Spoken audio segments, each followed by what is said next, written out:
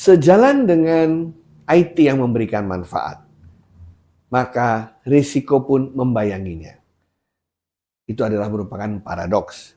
Tidak ada sesuatu yang berharga, tidak ada risiko yang membayanginya. Oleh karena itu kita harus mengelola risiko dengan baik. Caranya bagaimana?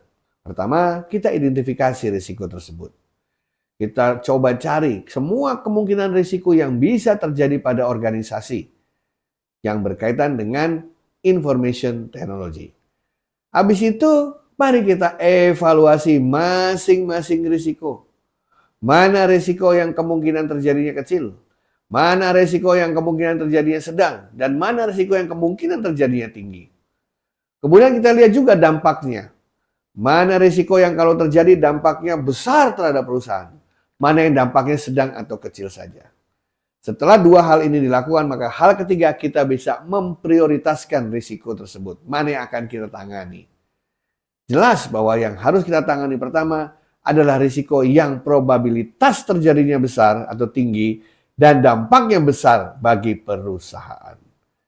Nah, setelah bertemu dengan risiko seperti itu, maka dilakukanlah langkah berikutnya, yaitu pengelolaan risiko. Buat strategi untuk mengelola risiko tersebut.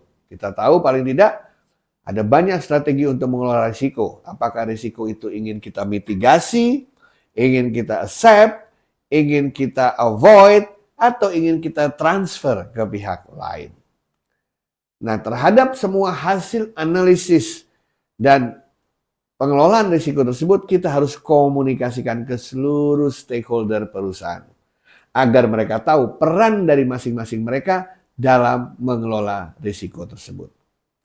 Setelah dijalankan, ada baiknya secara berkala lakukan evaluasi ulang terhadap pengelolaan risiko tersebut. Apakah benar strategi yang diterapkan sudah efektif atau belum? Jika tidak, diperbaiki atau direvisi strateginya.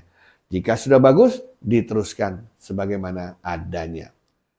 Pelatihan dan kesadaran karyawan sangatlah penting dalam mengelola risiko.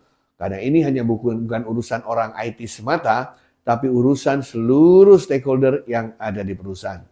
Bukankah hampir semua perusahaan menggunakan IT dalam kesehariannya? Nah, agar kita tidak merasa tidak yakin atau ingin meyakinkan diri apakah sudah bagus apa tidak ada salahnya Anda melakukan atau meminta pihak lain melakukan audit risiko atau audit IT. Audit bisa dilakukan oleh tim internal atau tim eksternal. Dari audit itu kita bisa melihat mana lubang-lubang risiko yang belum kita tangani atau luput dari perhatian kita ketika kita melakukan analisis. Itulah langkah-langkah penting yang harus kita lakukan untuk menginvestigasi dan memutuskan model pengelolaan terhadap risiko yang kita hadapi sehari-hari terkait dengan pengelolaan pemanfaatan aset IT. Terima kasih.